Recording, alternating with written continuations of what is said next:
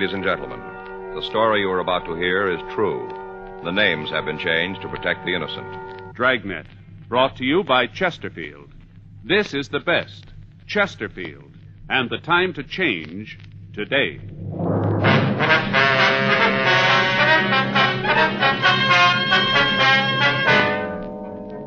You're a detective sergeant. You're assigned to missing persons detail. You get a call that a man has failed to return to his home. There's reason to suspect foul play. Your job? Investigate. This is the best, Chesterfield, and the time to change today. In choosing your cigarette, be sure to remember this. You will like Chesterfield best because only Chesterfield has the right combination of the world's best tobaccos. Tobaccos that are highest in quality, low in nicotine, best for you. All of us smoke for relaxation, for comfort, for satisfaction. And in the whole wide world, no cigarette satisfies like a Chesterfield. Get a carton of Chesterfields today. Chesterfield Regular, Chesterfield King Size. Both at the same price in most places. This is the best, Chesterfield, and the time to change today. In regular or king size, you can get 'em either way. The best smoke ever made's the Chesterfield you buy today. Smokers coast to coast are changing, it's a cinch to do. Here's all you have to say to get the one that's best for you. Chesterfield's for me, Chesterfield's for me. You just say it's Chesterfield's for me.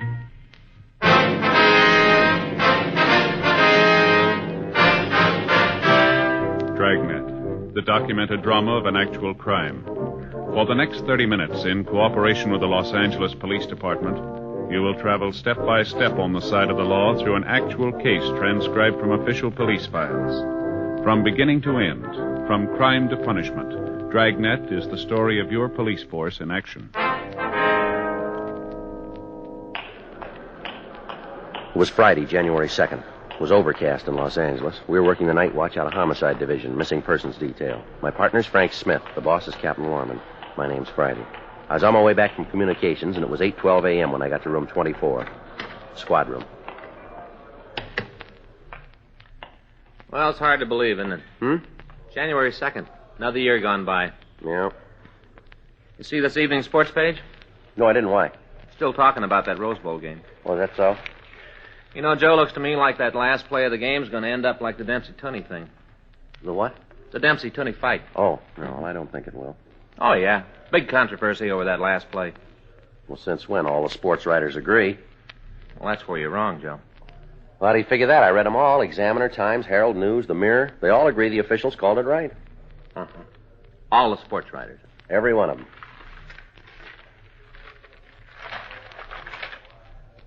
Apparently you haven't seen this. I've never seen that paper before in my life. No, that's where you're wrong, Joe. All the writers don't agree on that last play, see? Finchley Crockett, right there, you can see for yourself. Who? Finchley Crockett. Who's he? Only the sports editor, that's all. Well, the editor of what? What paper is this? Jesse County Realist. Picked it up tonight on my way in. Yeah, well, the game's over, so let's just forget about it. What do you say?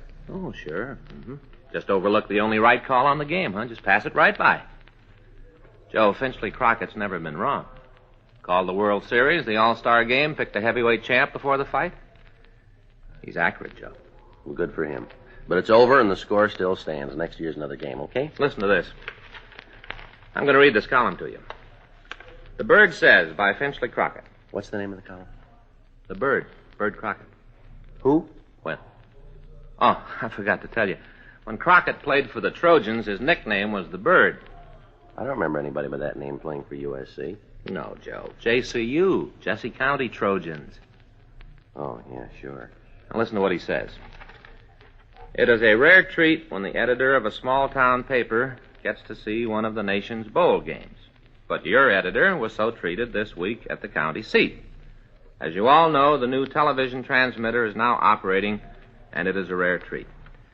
As you know, there's nothing like being at the game, but it is a rare treat when the editor of a small-town paper gets to see one of the nation's bowl games.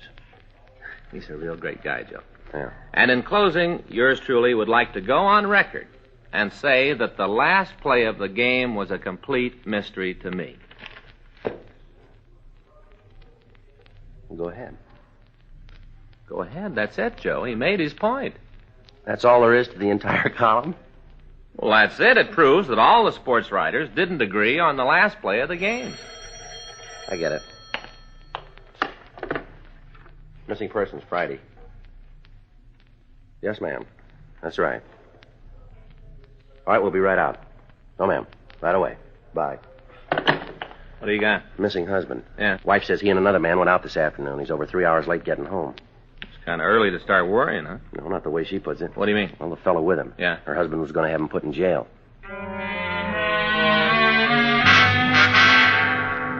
8:32 p.m. Frank and I left the office and drove out to the address. It was located on Agatha Street. The lettering on the window read, Helmer's Mannikin Rental and Sales. The store was dark except for a single light at the rear of the place. We knocked, and a small woman in her 50s answered the door. We identified ourselves, and she asked us in. You want to come back to the office? Thank you.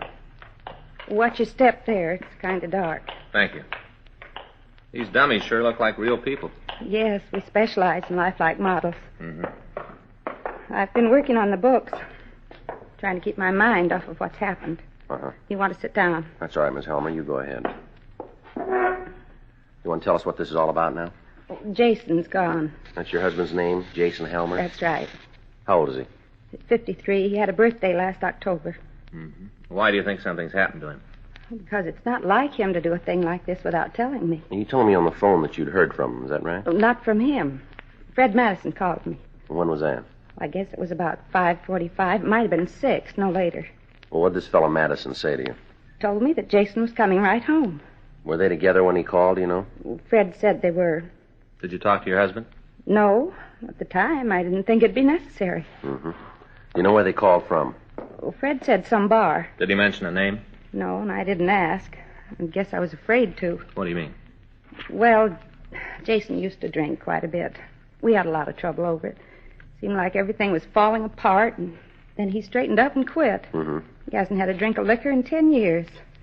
When Fred called, I thought that maybe he'd gotten Jason started again. Did he say your husband had been drinking? No, he just told me that Jason was leaving the bar and would be right home. Was he driving? Well, I don't know. Ma'am? My husband hurt his shoulder a couple of days ago. He wrenched it. I don't think he's able to drive very well. Mm-hmm. Well, he might try to make it with one hand. Our car has that automatic drive thing, you know. You don't have to shift gears. Yes, ma'am. But I don't think he'd have driven. Did he leave in your car? Yes. Fred told him he'd drive. Where'd they go? Well, like I told you on the phone, to the races. Mm-hmm. Your husband usually go there? No. The only reason he went today was to collect some money. From who? Fred. He's the man your husband was going to put in jail, is that right? Yes, that's right. Why? Well, he's owed us some money for quite a while. About 4 months ago, Jason asked him for it. Fred wrote a check. I see. And it wasn't any good. Well, do you want to go ahead? Well, Jason tried to get in touch with Fred and wanted to give him the chance to make good on the check. Mm-hmm. Was never able to catch him at home. Talked to him on the phone, but Fred was never there when my husband went over to see him. Yeah. Jason told him to have the money this morning or the bad check would be turned over to the police. Uh-huh. Well, Fred showed up here this morning. We thought he'd come to pay the money, but he told us he didn't have it. And Jason said there wasn't any reason to spend more time on it, said they might as well go to the police. Mm-hmm. That's when Fred told us that he could get the money out at the racetrack. He wanted Jason to drive him out there. Is that what happened? Yeah. At first, Jason didn't want to, you know, with his sore shoulder. Yes, ma'am. He told Fred to take a bus. Fred said he didn't have any money and begged my husband to drive him, told him how he'd pay the money he owed and have enough to get home. Yeah. Well, they left here about 11. Did this Fred Madison say who he was going to get the money from? No, just that it was some friend. Can you give us a description of your husband's car? Yes. I've got the license number, too, if you want it. How about a description of both men? Well, I can give you that. All right, Miss Allen. Sergeant, Yes, ma'am. you've been through this kind of thing before. You ought to know. What's that? About Jason. Do you think he's all right? Well, I wouldn't know, Miss Helmer. We'll try to find out. We've been so close the last 10 years, ever since he stopped drinking. I guess that's what I'm afraid of more than anything else. Him starting up again. Yes, ma'am, I can understand. Do you think he might have started up again? Well, I wouldn't know that either, but I'd say things might be in your favor. Well, how's that? Well, 10 years is a long time. Yeah? Good habits are hard to break, too.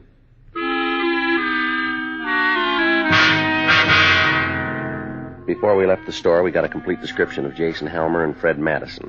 We also got Madison's address and the license number of the car they were driving. Mrs. Helmer gave us a recent photograph of her husband, and we checked with R&I on both men. We found a record on each one of them. Helmer had been booked 12 times for drunk. The last one was over 10 years ago. Madison had been picked up for drunk, suspicion of burglary, and writing checks without sufficient funds. We checked the jails and the hospitals, and we found that neither man had been booked in the last 5 hours. We went back to the office and got a local and an APB on both men and the car. 9:46 p.m. We drove out to talk to Fred Madison. There was no one at home, but we got the information that his wife was employed at a restaurant on Clay Street. We went over to see her. Can I help you? Yeah. I'd like to see Mrs. Madison, please. Who are you? Police officers. This is my partner, Frank Smith. My name's Friday. Here's our identification. Uh-huh. Well, I'm Lorna Madison. What do you want? A few questions we'd like to ask. You mind going in the back to talk? Don't want everybody in the place to know my business. All right. Booth back here. And hard enough to keep the job. Go ahead. Sit down. Thank you. Thank you. Can I get you some coffee? No, thank you. Oh, ma'am. I don't have to ask you what this is all about. I can guess. Beg pardon? Something about Fred? Yes, ma'am. What'd he do? Well, we're not sure that he's done anything yet, Miss Madison. And why are you here? We're trying to find him. He is in trouble. We just want to talk to him. Could you tell us where he might be? You should be home. Are you tied there? Yes, we have. Well, I don't know then. He left this morning and said he'd be home early. Have you heard from him? No. Did he say where he was going when he left? The racetrack. Was he going with anybody, would you know? He didn't say. What kind of work does your husband do, Miss Madison? He's a collector. What's that? He collects corks and bottles. Ma'am? I'm trying to tell you he doesn't work. He just drinks. Mm-hmm. And how could he afford to go to the races? He can't. The only money he's got's what he can borrow from other people to steal from my purse. Mm-hmm. Did he say why he was going to the races? No, I don't care what he does anymore. I've tried to help him, but he doesn't make any effort to change. Just goes on drinking and feeling sorry for himself. Any idea where he'd go if he was drinking? Any place where he can mooch a drink. He's even tried it here. Can you give us the name of any of the places? Yeah, I can tell you, but will you tell me what he's done? Well, it's just like we said, Miss Madison. We're not sure that he's done anything yet. That's the truth? Yes, ma'am. We'd just like to talk to him. All right. I think I can help you find him. I got a phone call earlier this evening. From your husband? No, from a friend of ours in the valley, David Neeson. Fred had called him. Mm-hmm. Fred wanted to use his place tonight. Davis said he could. I asked him if Fred had been drinking. He said he couldn't tell, but I know he has. Follows a pattern. How's that, Miss Madison? He's done it before. Go out to David's place, drink himself into a stupor. David always calls me, so I won't worry. Mm-hmm. Could I ask something of you officers? All right. If you find him there, will you do what you can for him? What do you think it's going to do any good? What do you mean, Mr. Friday? I don't think he'd take our help, would he? Why? He didn't want yours.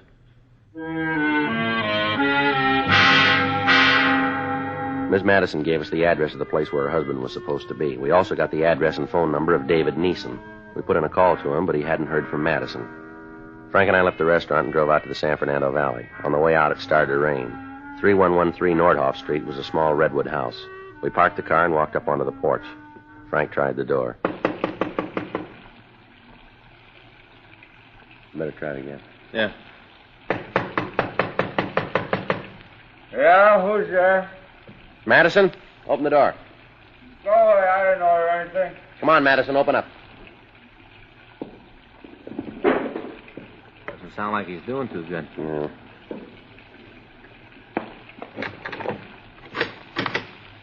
What do you want? Let's talk inside. Well, sure. Wouldn't keep anybody out in a night like this. Come on in. Police officers.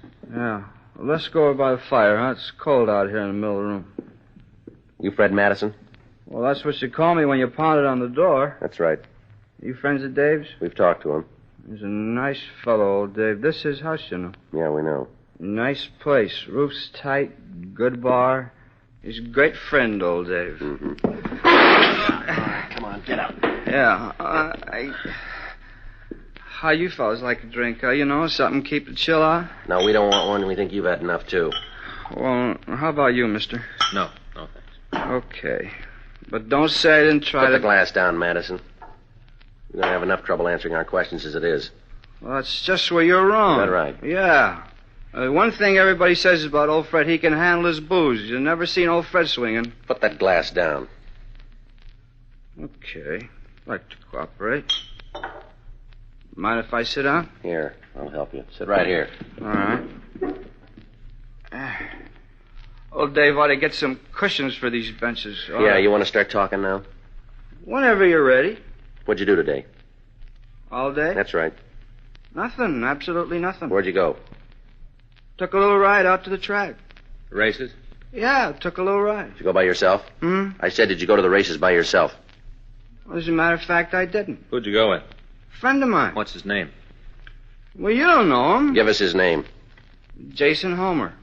Tell us what happened. Well, nothing. We drove out there and saw the horses. Did you make any bets? No. Then why'd you go? I like horses. You know that's not the reason. Now, come on. Okay, I went out to collect some money. From who? Why are you asking all these questions? Did you get the money? Yeah. What'd you do with it? I don't think that's any of your business. You do anything wrong with it? No. Well, then you don't mind telling us, do you? Pay the bill. To who? Jason. How much you owe him?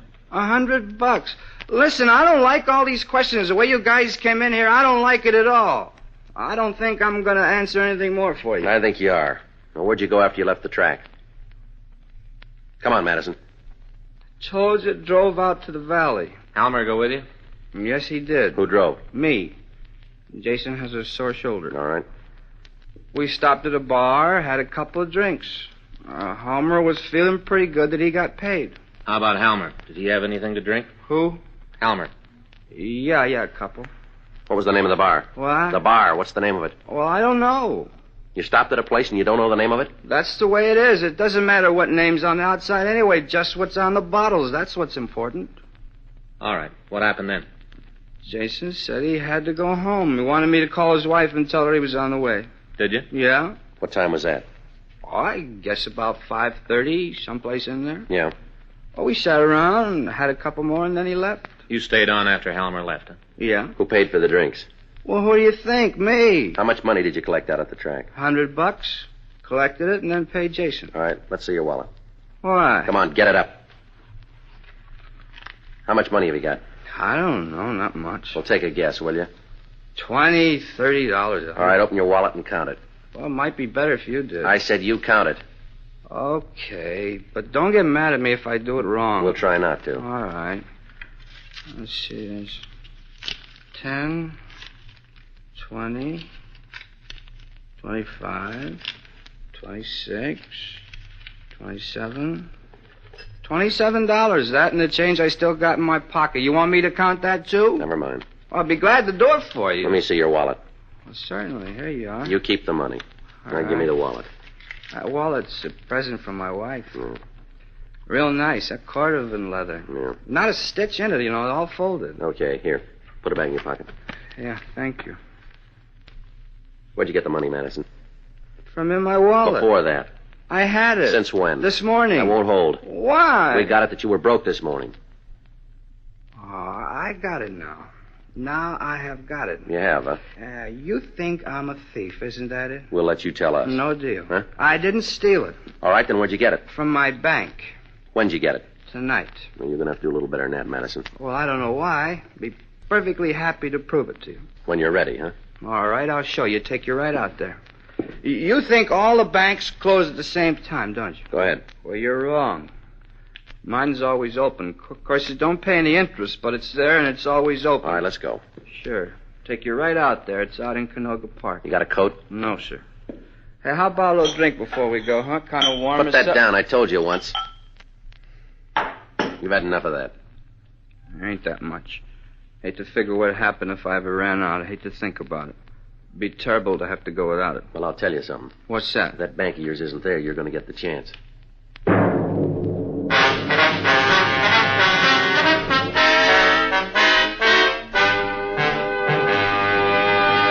You are listening to Dragnet, the authentic story of your police force in action. All of us smoke for relaxation, for comfort, for satisfaction. And in the whole wide world, no cigarette satisfies like a Chesterfield. You smoke with the greatest possible pleasure when your cigarette is Chesterfield. Only Chesterfield gives you the right combination of the world's best tobaccos. Tobaccos that are highest in quality, low in nicotine, best for you. Get a carton of Chesterfields. Chesterfield Regular, Chesterfield King Size. Both at the same price in most places. It's America's most popular two-way cigarette. This is the best. Chesterfield. And the time to change, today.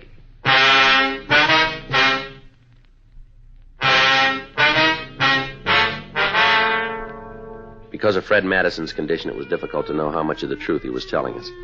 We went back to the car and started to drive toward Canoga Park. On the way, we stopped and put in a call to Mrs. Helmer. Her husband still hadn't returned. Madison directed us to drive to a ranch-type house on Kelvin Avenue. By the time we got there, it had stopped raining. We parked the car and walked up to the house. There were no lights on and no answer when we rang the bell. All right, Madison, you through playing games now? Bank shot in the backyard. What? Backyard. There's a barbecue out there. Bank's a tin can near there. All right, show us. Sure. I used to live in this house. That's so. Yeah, always figured that someday I was going to need some money. One time I just went out and buried some. Figured there'd be a time when I was going to need it. Yeah. And it's a tin can near the barbecue. What time are you here today? Well, I don't know. I don't have a watch. Haven't got any idea, huh? Sorry. That catch is kind of tricky. You got to pull it towards you. I always meant to fix that when we lived here. All right, now where's the barbecue? Well, one of you got a flashlight? Now, let me have it. You tell us where you want it pointed. Gee, you don't trust anybody, do you? Where's the barbecue? It's over in the corner of the yard right near the fence. Where, over here? Now, swing the light over to the left. All right. There's nothing there. Maybe I made a mistake. It's been a while since I've been here. It must be in the other corner of the yard. Over here, huh? Yeah. All right.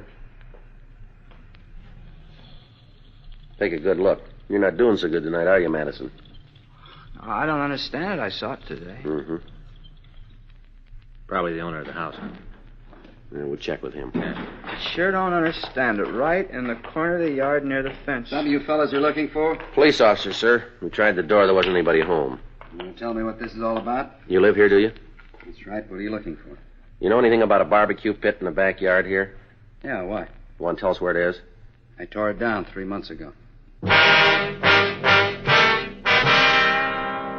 We returned Fred Madison to the office for further interrogation. Frank and I attempted to talk to him without result. He said he couldn't remember where he'd gotten the money. He couldn't tell us where Jason Helmer was. We put in a call to the missing man's home, but he still hadn't returned. We rechecked the hospitals and the jails without result. 1:14 a.m. We were ready to give it up for the night. Frank went over to the office, and I got Madison ready to leave. You going to take me to jail now? You called it. Come on. Joe. Hold it up, Madison. What do you got? A call just came in about Helmer's car. Yeah. They just found it. While men from the business office took Madison over to the main jail for booking, Frank and I drove out to the valley again. Helmer's car had been found about a mile off Topanga Canyon Boulevard on Farview Road. It was back off the road and partially hidden by the trees. When we got there, a radio car was standing by. We talked to the officer. Take a look at the back. Stuff on the ground there.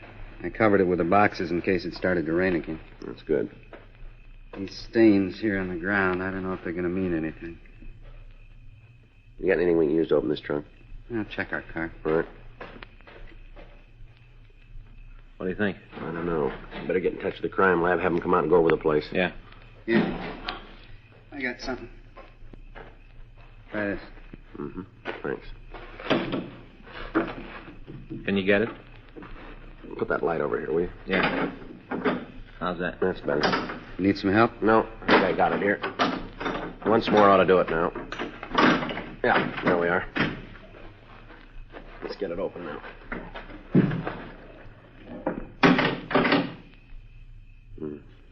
Thought maybe we'd be wrong. Yeah. It's Helmer. We put in a call to the crime lab, and they came out and made an investigation of the scene. From what we could tell, Helmer had been killed by some sort of blunt instrument. His empty wallet was in the trunk beside the body. 6:48 a.m. We had Fred Madison brought from his cell. I feel lousy. My head feels like it don't belong to me. Why don't you tell us the truth? You haven't told me what this is about. There's no reason why I should answer your questions if I don't know what you're trying to get at. We told you. We want the truth. All these questions over and over, the same things. You can make it easy on yourself. Well, how? Come up with the right answers. But I've told you. Yeah, like the bar you went to called the I Don't Know, huh? I'd tell you the name if I knew. I've been drinking pretty good. I'll get it. Right. Yeah. From Dragnet, Field. Here, Joe. Mm-hmm. Madison? Yeah? This is about your bank. What do you mean? This explains where you got the money. What? When you took the currency from Halmer's wallet, you left 3 perfect prints on one of the celluloid envelopes. You mean something has happened to Halmer? You tell us. Come on, you can drop the bluff. These prints are enough to indict you. You want to tell us? He was going to send me to jail. I didn't get the money at the track. I tried to get him to give me some more time. Yeah. I was so righteous about it, said I had enough time. He was going to go to the police. Mm-hmm. I pleaded with him, but he wouldn't listen. It happened real quick. Maybe if I hadn't been drinking, it might not have been this way. I don't know. Yeah. When I started to think about the big trouble was in, I figured it was on account of money. Is that right? There really was a guy at the track, you know. He was going to lend me the money to pay Homer. Mm-hmm. If he'd have loaned me the money, it would have solved everything. What was another way? What do you mean? That money owed Halmer? Yeah. You could have worked for it.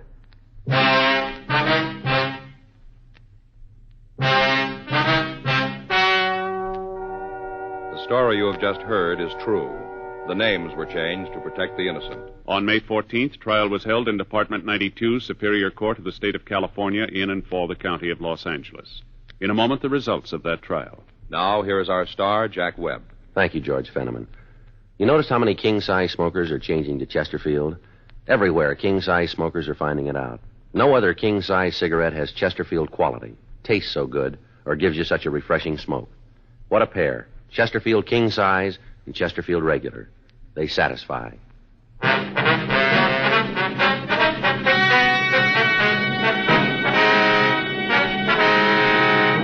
Frederick Carson Madison was tried and convicted of murder in the first degree and received sentence as prescribed by law. On recommendation of the jury, he was sentenced to life imprisonment in the state penitentiary, San Quentin, California.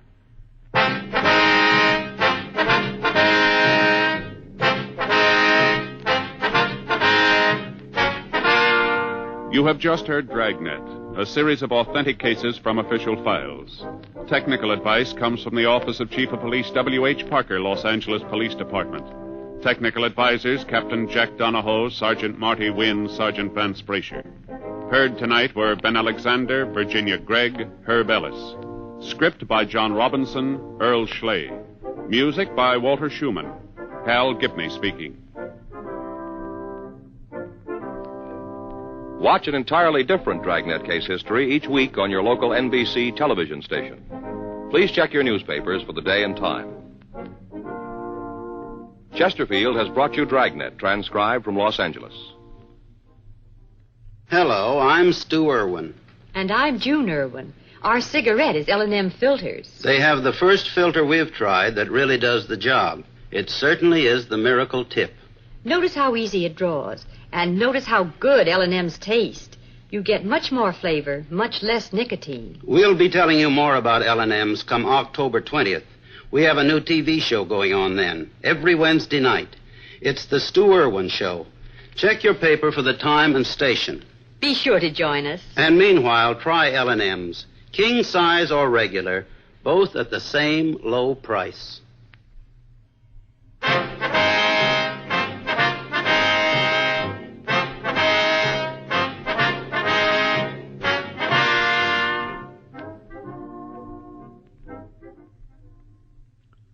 Lux Radio Theater presents David and Bathsheba tonight on the NBC Radio Network.